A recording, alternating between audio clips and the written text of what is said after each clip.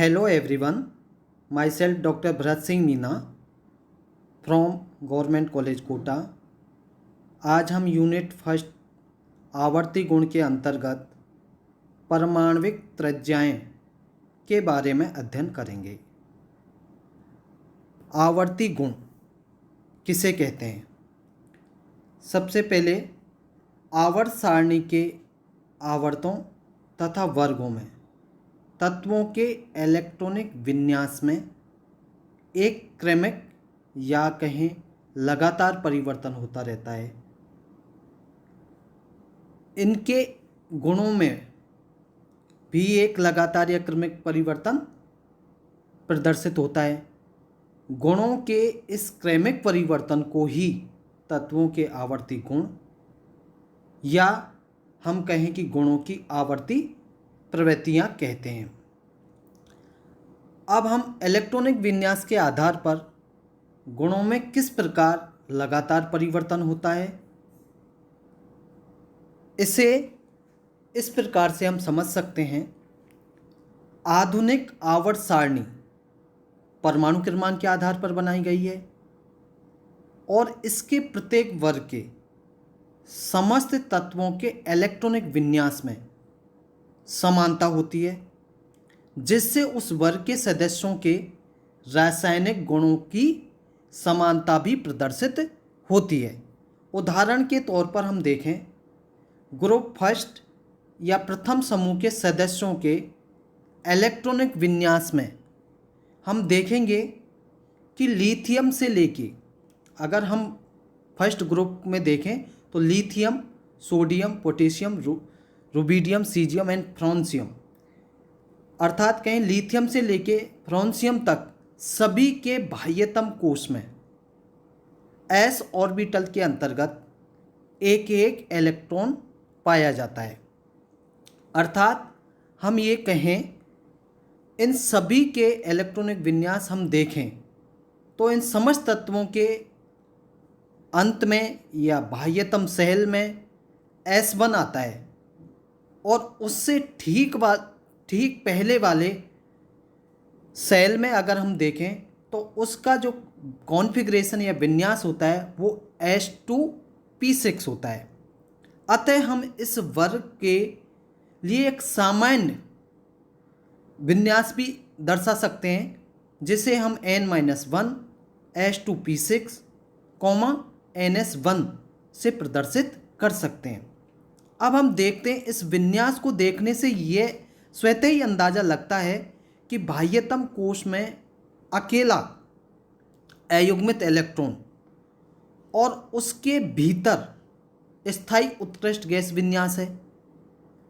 स्वाभाविक है कि इन तत्वों में इलेक्ट्रॉन को त्याग कर, चूंकि बाह्यतम कोश में एक इलेक्ट्रॉन है तो वो आसानी से अपना एक इलेक्ट्रॉन त्याग देगा और त्यागने के बाद उसे स्थायी उत्कृष्ट गैस विन्यास प्राप्त होगा और इस स्थायी उत्कृष्ट गैस विन्यास ग्रहण करने की उसकी तीव्र प्रवृत्ति होगी और इसी प्रवृत्ति के कारण इस वर्ग के सदस्यों में क्या होगा?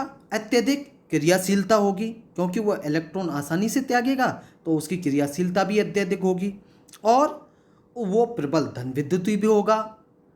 इसी गुण के आधार पर वह प्रबल धात्विक भी होगा और प्रबल अपचायक भी होगा।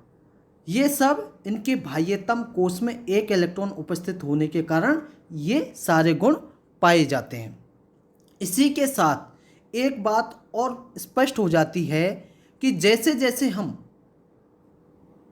वर्ग में ऊपर से नीचे की ओर जाते हैं, जो बाह्यतम कोश का इलेक्ट्रॉन है अर्थात NS1 इलेक्ट्रॉन है, वो नाभिक से दूर होता चला जाएगा, क्योंकि ऊपर से नीचे जाने पर एक कोश की वृद्धि होती जाएगी।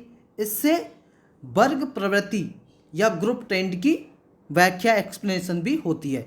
वर्ग में ऊपर से नीचे जाने पर तत्वों के आयनन विभव कैसे होंगे?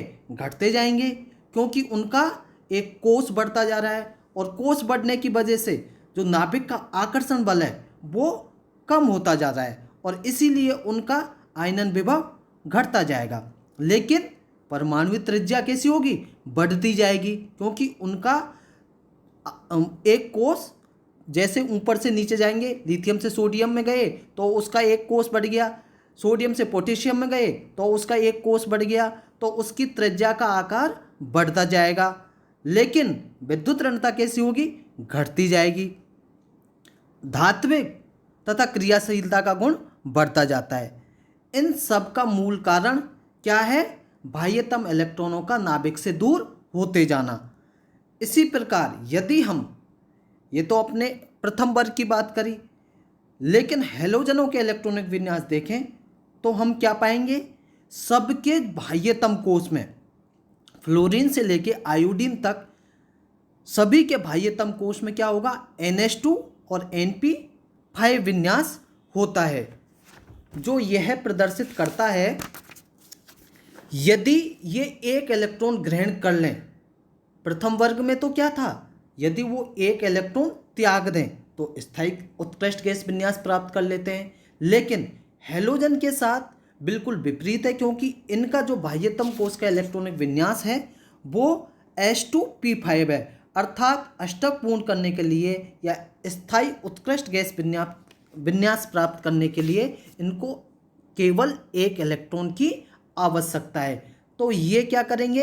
ये एक इलेक्ट्रॉन ग्रहण कर लें तो स्थायी उत्कृष्ट गैस विन्यास प्राप्त कर सकते हैं। स्वाभाविक है, ऐसी स्थिति में इनकी इलेक्ट्रॉन ग्रहण करने की प्रवृत्ति कैसी होगी? बहुत ज़्यादा होगी या बहुत तीव्र होगी, जिससे क्या होगा? ये भी क्षार धातुओं की भांति अत्यधिक क्रियाशील होंगे, लेकिन ये इलेक्ट्रॉन ग्रहण करने के लिए अत्यधिक क्रियाशील होंगे, जबकि क्षार धातुओं में इलेक्ट्रॉन त्यागे जाते हैं। क्षार धातुओं की क्रियाशीलता, या हम कहें कि क्षार धातुओं की क्रियाशीलता इलेक्ट्रॉन त्यागने के कारण होती है, जबकि हैलोजन की क्रियाशीलता इलेक्ट्रॉन ग्रहण करने के कारण होती है। अतः एक वर्ग में ऊपर से नीचे की ओर जाने पर तत्वों का आकार बढ़ने के साथ उनकी इलेक्ट्रॉन त्यागने की क्षमता तो बढ़ती है, लेकिन इलेक्ट्रॉन ग्रहण करने की क्षमता घटती जाती है। फलतः, या हम कहें कि क्षार धातुओं की क्रियाशीलता तो ऊपर से नीचे की ओर जाने पर बढ़ती है, लेकिन हैलोजन की क्रियाशीलता बिल्कुल इसके विपरीत होती है या इसके अपोजिट होती है। हैलोजन की क्रियाशीलता ऊपर से नीचे की ओर जाने पर घटती है। तो आधुनिक आवर्त सारणी की सहायता से किसी आवर्त के सदस्यों में हो रहे क्रमिक या लगातार परिवर्तन की व्याख्या भी आसानी से हो सकती है। तो द्वितीय आवर्त के सदस्यों का हम अगर इलेक्ट्रॉनिक विन्यास देखें तो द्वितीय आवर्त में लिथियम से लेके नियोन तक अगर हम देखें तो लिथियम का इलेक्ट्रॉनिक विन्यास बाह्यतम कोष में 2s बने।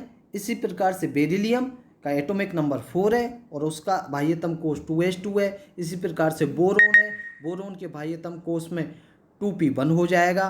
तो हम नियोन तक का अगर इसका इलेक्ट्रॉनिक विन्यास देखें द्वितीय आवर्त के सभी सदस्यों का, तो इस विन्यास के आधार पर यह स्पष्ट होता है कि द्वितीय आवर्त के समस्त सदस्यों के विन्यास में बाह्यतम कोष n की संख्या 2 है। या हम ध्यान से देखें तो देखेंगे सभी का बाह्यतम कोष 2 ही रहेगा और आने वाला इलेक्ट्रॉन उन 2 उपकोष में ही बढ़ता जाएगा। दूसरा क्या देखते हैं? आवर्त बाएं से दाएं जाने पर दूसरे कोष में विद्यमान इलेक्ट्रॉनों की संख्या बढ़ती जा रही है, उसी कोष के अंदर इलेक्ट्रॉन की संख्या बढ़ती जाती है, अर्थात इसमें कोष स्थिर है, कोष में वृद्धि नहीं हो रही है, जबकि इलेक्ट्रॉन में वृद्धि होती जाती है। और अंत में, जैसे अंत नियोन को देखें तो अंत में उत्कृष्ट गैस नियोन पर आवर्त समाप्त हो जाता है। अतः हम ये देखते हैं कि एक आवर्त में बाएं से दाएं जाने पर एक ही कोष में विद्यमान इलेक्ट्रॉनों की क्रमिक वृद्धि या लगातार वृद्धि के कारण ही आवर्त के सदस्यों के निम्न गुण प्रदर्शित होते हैं। कौन सा? पहला गुण है उसकी परमाणुीय त्रिज्या का मान घटता जाता है। दूसरा है आयनन विभव का मान बढ़ता जाता है। तीसरा है धन विद्युती एवं धात्विक गुण घटता जाता है और ऋण विद्युती गुण बढ़ता जाता है। अब हम कहें परमाणु त्रिज्या का मान कैसे घटता जाता है? क्यों?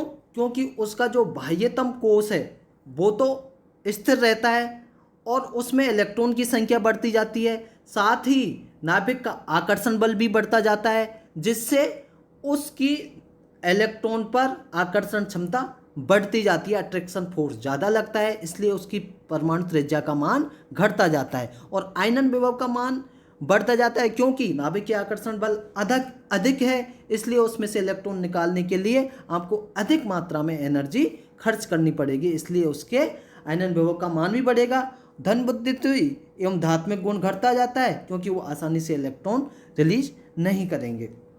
इस प्रकार आधुनिक आवर्त सारणी से किसी वर्ग अथवा आवर्त के गुणों में क्रमिक या लगातार परिवर्तन की भी आसानी से व्याख्या की जा सकती है।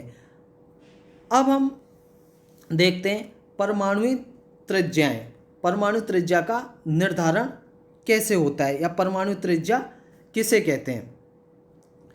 एक परमाणु के बाह्यतम इलेक्ट्रॉन, परमाणु है और उसका जो बाह्यतम इलेक्ट्रॉन है और उस परमाणु के नाभिक के मध्य की दूरी को परमाणु या परमाणु त्रिज्या कहा जाता है। किस किस के मध्य की दूरी को? परमाणु के बाह्यतम इलेक्ट्रॉन और उस परमाणु के नाभिक के मध्य की दूरी को परमाणु या परमाणुवीय त्रिज्या एटॉमिक रेडियाई कहा जाता है। ये ध्यान देने योग्य बात है, किसी तत्व के लिए परमाणु त्रिज्या के मान को ज्ञात करना संभव नहीं है, तो हम किस प्रकार से उसकी परमाणु त्रिज्या ज्ञात करते हैं। इसके विपरीत यदि हम उसको किसी तत्व के दो परमाणुवीय अणु के लिए, दो परमाणु हैं और उन दोनों परमाणुओं के लिए उनकी अंतर्नाभिकीय दूरी कैसे निकालेंगे।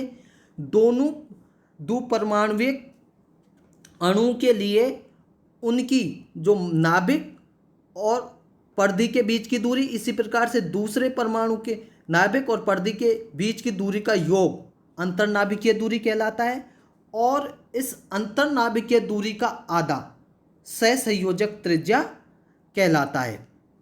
बंद दूरी और आयन अंतर्नाभिकीय दूरी या सहसंयोग बंद दूरी को ज्ञात किया जा सकता है और इस दूरी के आधे को, जैसे मैंने अभी बताया था, अंतर्नाभिकीय दूरी के आधे को सहसंयोजक त्रिज्या या परमाणु त्रिज्या कहते हैं।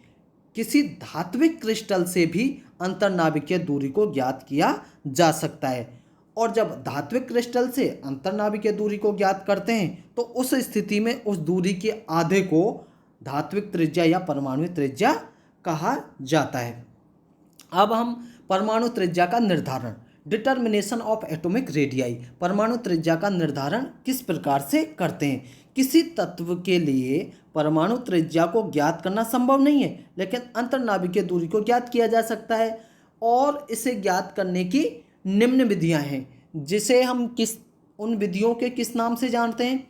या तो कहें एक्स किरण विवर्तन, या उसे इलेक्ट्रॉन विवर्तन या न्यूट्रॉन विवर्तन, जिसे हम एक्सरे डिफ्रैक्शन, इलेक्ट्रॉन डिफ्रैक्शन और न्यूट्रॉन डिफ्रैक्शन के नाम से भी जानते हैं।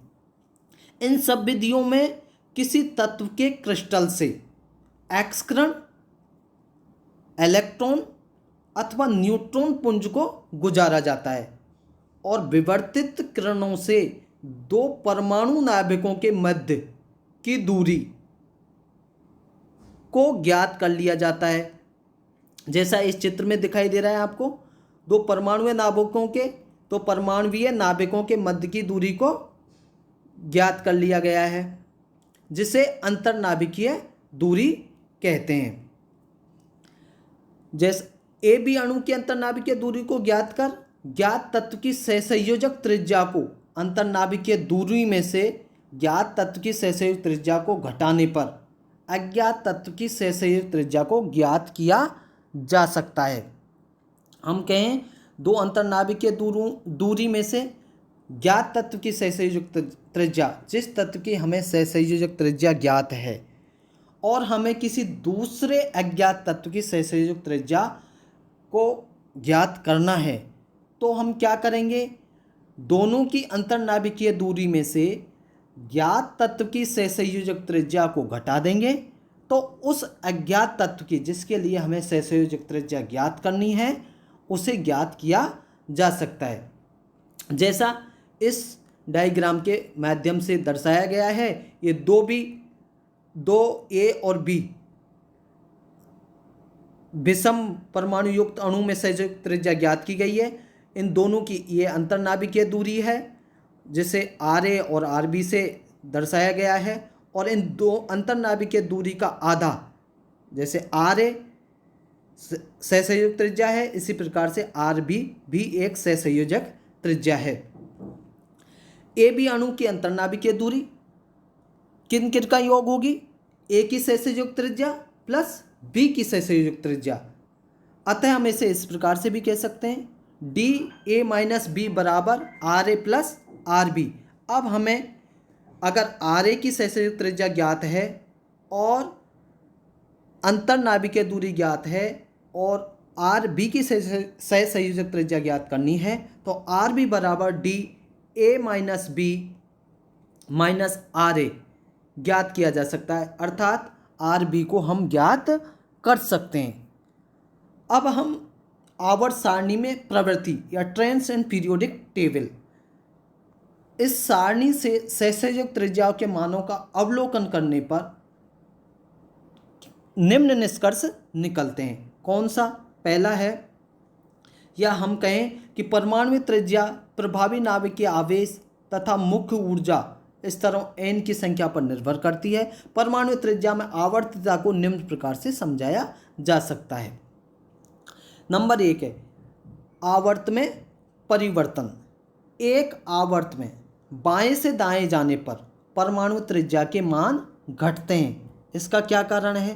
कई बार इस पर क्वेश्चन भी आ जाता है, क्या कारण है कि एक आवर्त में बाएं से दाएं जाने पर परमाणु त्रिज्याओं के मान घटते हैं? इसका कारण यह है कि परमाणुीय संख्या बढ़ने के साथ नाभिक में प्रोटॉन की संख्या भी बढ़ती है, जिससे क्या होता है, प्रोटॉन की संख्या बढ़ने के कारण नाभिकीय आवेश का मान भी बढ़ता जाता है और बाह्यतम कोश में इलेक्ट्रॉन पर आकर्षण बल अधिक हो जाता है। ऐसी स्थिति में बाह्यतम परिधि वाले इलेक्ट्रॉनों पर नाभिकीय आकर्षण का मान बढ़ता जाता है। स्वाभाविक है कि जब नाभिकीय आकर्षण का मान बढ़ेगा तो परमाणु त्रिज्या का मान घटता जाएगा। दूसरा है वर्ग में परिवर्तन। वर्ग में एक वर्ग में ऊपर से नीचे की ओर जाने में परमाणु त्रिज्या का मान बढ़ता है। इस पे भी कई बार प्रश्न आ जाते हैं, क्या कारण है कि एक वर्ग में ऊपर से नीचे की ओर जाने पर परमाणु त्रिज्या का मान बढ़ता है? इसका कारण यह है कि एक वर्ग में जब हम ऊपर से नीचे की ओर जाते हैं तो उनके इलेक्ट्रॉनिक विन्यास में एक मुख्य कोश की वृद्धि होती जाती है। स्वाभाविक है कि ऐसी स्थिति में इनका आकार बड़ा होता जाएगा और जब आकार बड़ा होता जाएगा तो परमाणु त्रिज्या का मान बढ़ता जाएगा। यही कारण है कि एक वर्ग में ऊपर से नीचे की ओर जाने पर परमाणु त्रिज्या का मान बढ़ता है। संक्रमण तथा अंतर संक्रमण तत्वों के परमाणु त्रिज्याओं के मानों में अधिक अंतर नहीं होता, वे लगभग समान होते हैं। इस पर भी कई बार प्रश्न पूछ लिए जाते हैं कि क्या कारण है संक्रमण तथा अंतर संक्रमण तत्वों के परमाणु त्रिज्याओं के मानों में अधिक अंतर नहीं होता या वे लगभग समान रहते हैं। इसका कारण यह है कि इन तत्वों के विन्यासों में परमाणु संख्या के बढ़ने के साथ साथ इनमें आने वाले नए इलेक्ट्रॉन भीतर के कोशों में बढ़ते हैं। कहाँ बढ़ते हैं?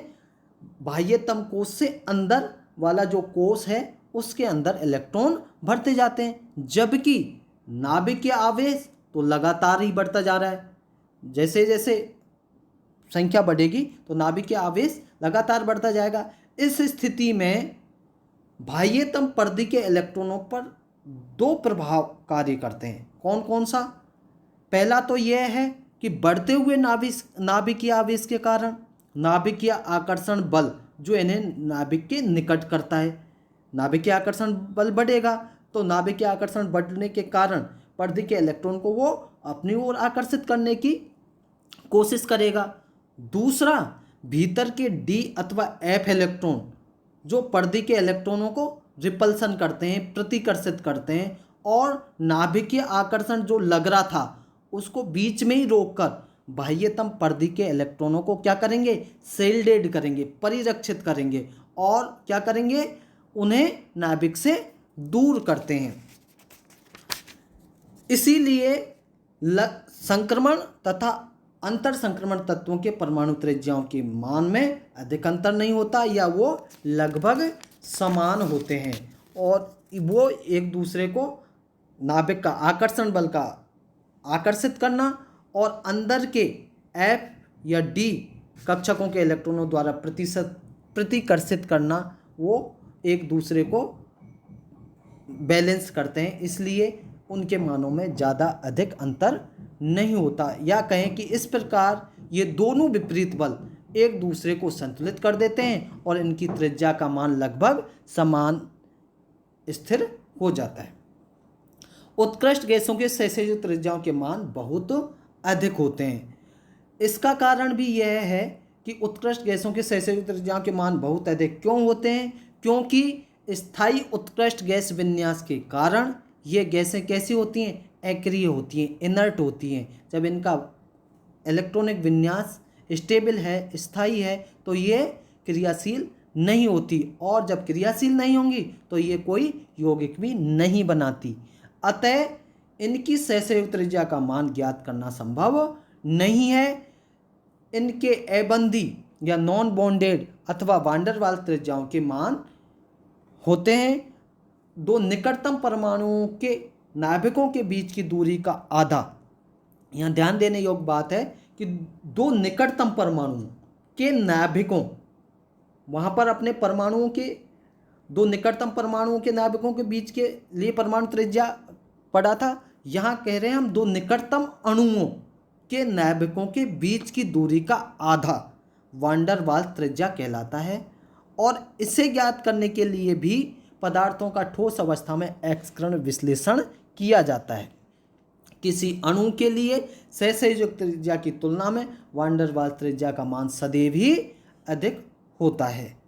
Thank you.